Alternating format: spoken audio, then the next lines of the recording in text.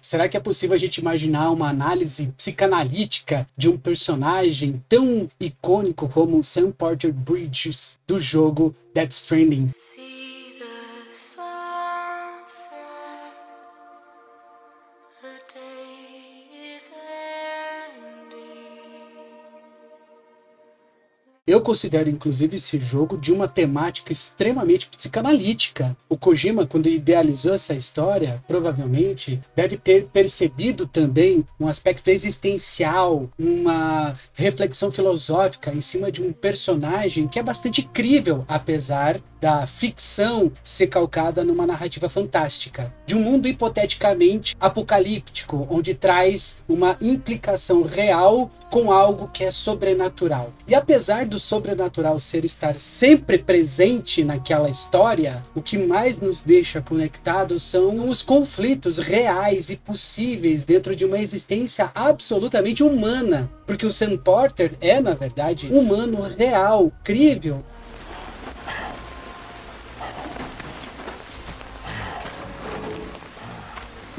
Não, não, não, não, não, não!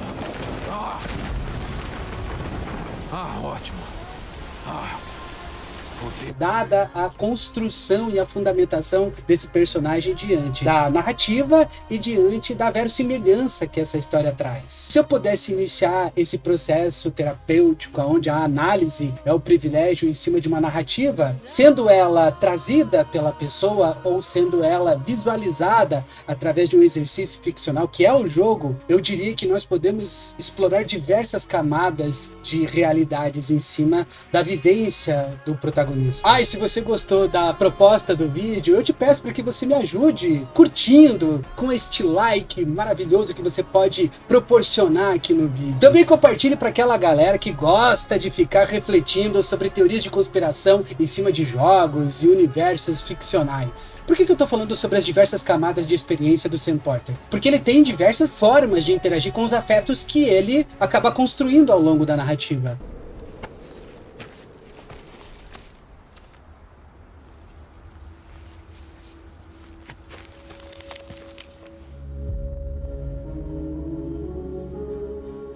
A chuva temporal envelhece tudo o que toca. Mas certas coisas nunca mudam. O passado nunca some. Te vejo por aí, Sam Porter Bridges.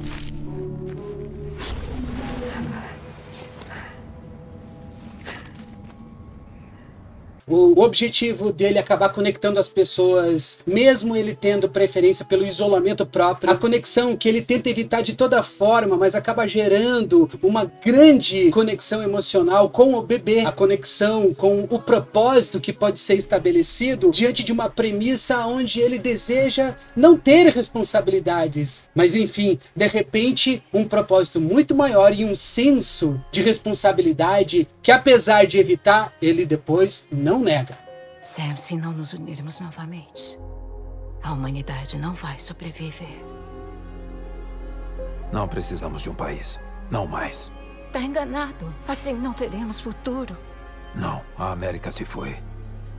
Bridget, o seu cargo de presidente já era. Sam, me escuta.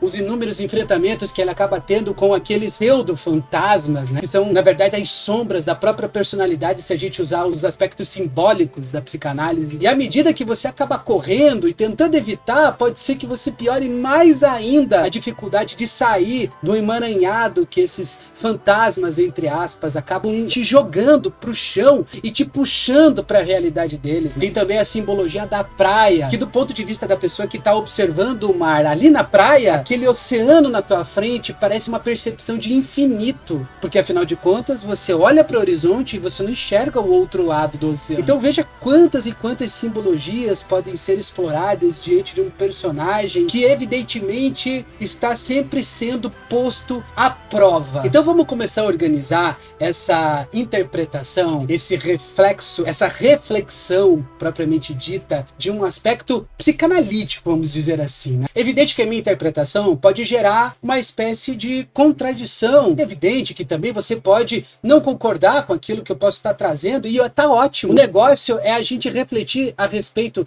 das implicações que esse personagem pode trazer, até para nós, enquanto experientes jogadores que estão ali experimentando algum controle ou algum tipo de fantasia diante do controle de realidades que nós às vezes não conseguimos alterar. Então, deixa para mim aqui nos comentários aquilo que você imagina que possa ter gerado um estranhamento diante do que eu estou trazendo para você aqui. Primeiro ponto, então, que eu quero trazer é essa realidade do Sam tentando se isolar cada vez mais por conta dos afetos que ele tem nas experiências anteriores de vida que ele tem, diante da premissa da missão principal, que é ele reconectar pessoas, reconectar realidades, reconectar comunidades. E diante dos inúmeros desafios, é visível as vantagens que você tem quando há uma reconexão. Isso implica também num fundamento basilar da natureza humana, que é a existência em si através da existência do outro. Não necessariamente, como a gente vê, por exemplo, no início do filme Capitão Fantástico, onde aquele pai isola as crianças de qualquer interação social, mas depois acaba cedendo, porque as próprias crianças são levadas a desejar a interação social, apesar do pai não querer, não concordar.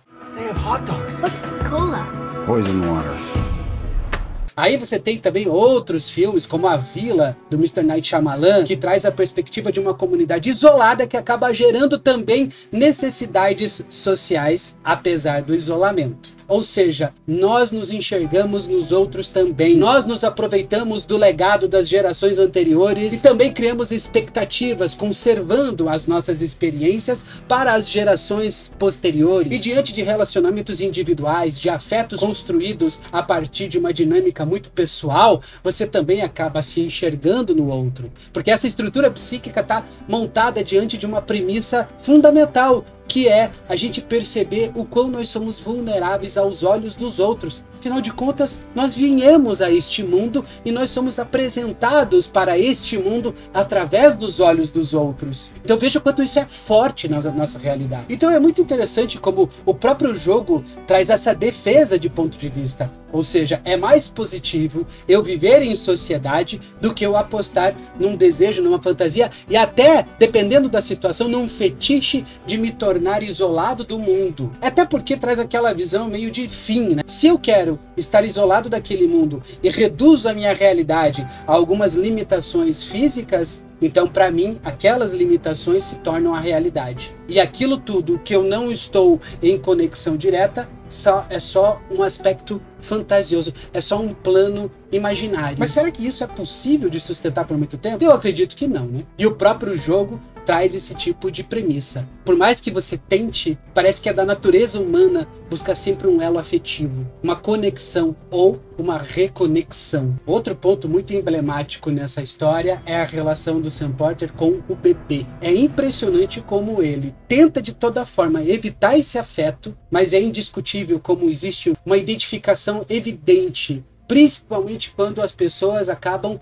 colocando o bebê nesse objeto de descarte, nesse objeto inanimado. Mas os próprios Sam é que faz o trabalho de humanizar o bebê. Até porque o ponto de vista do Sam é que projeta esse tipo de conexão diante de uma conexão subjetiva que ambos compartilham, né? Você tá vendo que eu tô tentando não dar spoiler para não estragar também a experiência daqueles que não jogaram o jogo, mas se interessam. Esse tipo de informação te garanto que você não vai ter problema nenhum com a tua própria experiência. É interessante como a história ela tem uma cadência de construção desse afeto com o bebê ao ponto de, em um dado momento, ele se entregar para o sentimento, ele se entregar para aquele afeto, ele ter identificações com aquelas imagens que o bebê projeta e que, em alguma medida, talvez fizesse sentido diante de uma identificação ao passado do próprio Sam. Mas se bem que se a gente levar em consideração as estruturas rudimentares de um bebê, só seria possível a construção daquele volume de experiências e a compreensão dessa simbologia interpretativa afetuosa se fosse conectada pela visão de um adulto. Ou seja, eles se complementam. E é evidente que o Sam deixa de ter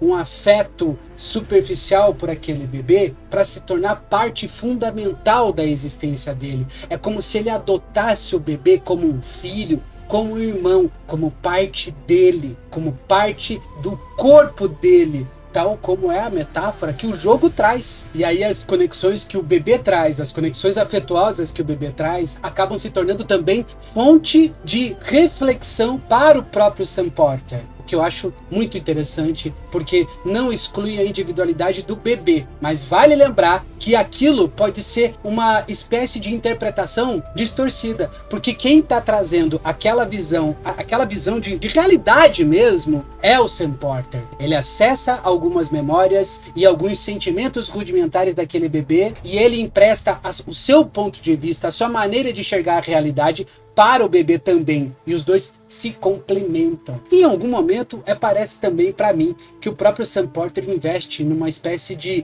preenchimento de lacunas, né? Aonde é evidente que o bebê não poderia ter as interpretações, mas o Sam Porter traz essa visão dele próprio para o bebê. É interessante como o Sam Porter ele insiste em se isolar dentro da narrativa do jogo, mas é fundamental para ele ser uma espécie de instrumento para a reconexão. É como se ele tentasse fugir do aspecto de salvador da humanidade, mas não pudesse, porque ele estava preso nas expectativas dos outros, pelos outros implicarem valor nas expectativas que eles esperam do Sam. Então o Sam aceita aquele tipo de missão de reconectar as pessoas. Porque é evidente que esse tipo de propósito não faz muito sentido, porque ele está muito bem ali naquela solidão dele. Evidente também que a solidão pode ser um potencializador de algum tipo de interesse masoquista, que é o que nós todos acabamos em alguma medida investindo, né? Nós às vezes gostamos também desse aspecto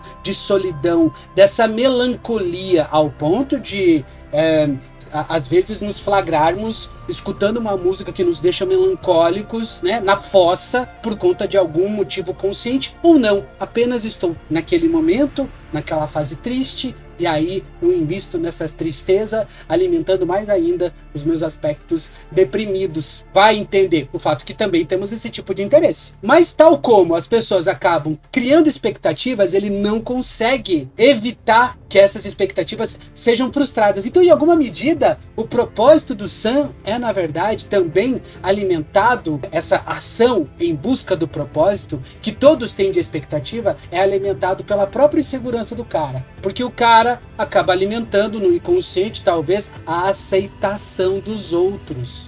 Esse tipo de fragmentação do traço narcísico, aonde a tua autoestima não tá tão fundamentada assim, não tá tão consolidada ao ponto de você não ter tanto problema com o julgamento dos outros, faz com que você acabe se submetendo a determinadas ações das quais você não quer fazer, mas porque você não quer desgastar o seu relacionamento com o outro, então você acaba fazendo. Sabe aquela pessoa que tem dificuldade de dizer não? É por aí. O Sam, na verdade, ele tá sempre com dificuldade de falar, cara, eu não quero fazer isso. Se vira com outra coisa. Aí vem outra pessoa e fala, não, é você, só você pode fazer isso. Aí ele acaba, tá bom. Eu preciso que você leve morfina para presidente. Que presidente? A América já era. Tá falando da prefeita de Central Knot? Não a prefeita.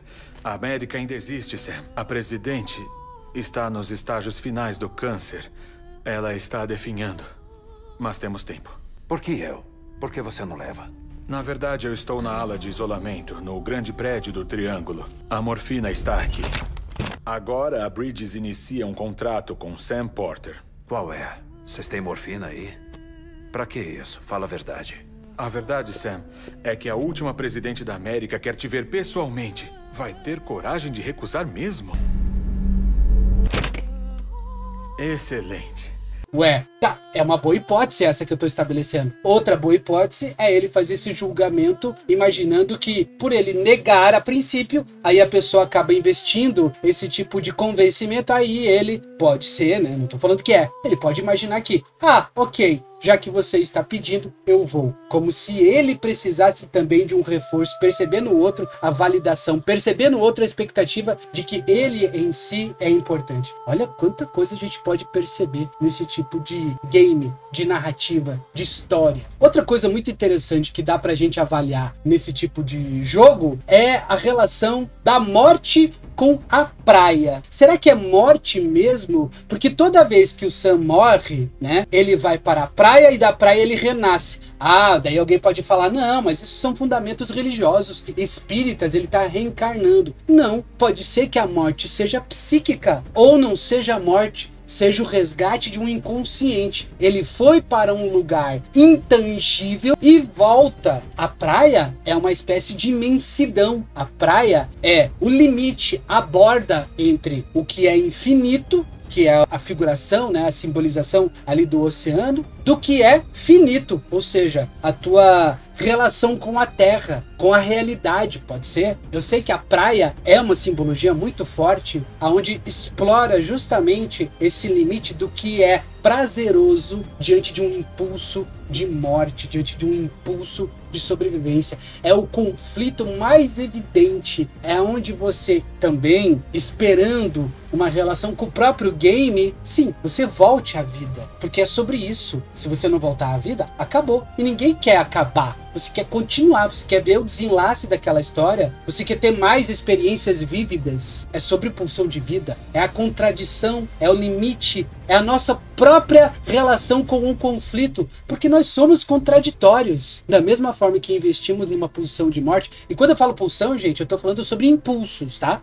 Quando eu falo em impulso de destruição, de autodestruição, eu também estou falando de impulsos de sobrevivência, aonde eu invisto também em aspectos, inclusive inconscientes, de sobrevivência. Então, aquela simbolização da praia é uma espécie de reflexão também do que é real e do que é imaginário diante dessas premissas contraditórias da natureza humana. Nós somos totalmente contraditórios a todo instante. Ora escolhemos esquerda, ora escolhemos direita, e às vezes não existe uma relação lógica, racional, é apenas uma preferência. Mas ali, diante dos alicerces fundamentais da tua existência, tanto o impulso de morte, pela fuga de qualquer incômodo, te atinge pelo impulso de viver, de sobreviver a qualquer custo. Interessantíssimo a figuração da praia, né? Imagine que eu estou trazendo aqui só 3 aspectos ou 4 aspectos de reflexão sobre esse jogo, mas o fato é que dá sim para fazer uma reflexão em cima de toda a narrativa do jogo Death Stranding. E se você curtiu, compartilha aí com a galera. Veja como a gente pode trazer pontos de vista distintos diante de games e de personagens construídos, evidente, com riqueza verossímil e com o primor da criatividade, tal como o criador Kojima entregou nesse jogo. Valeu, até mais, tchau, tchau.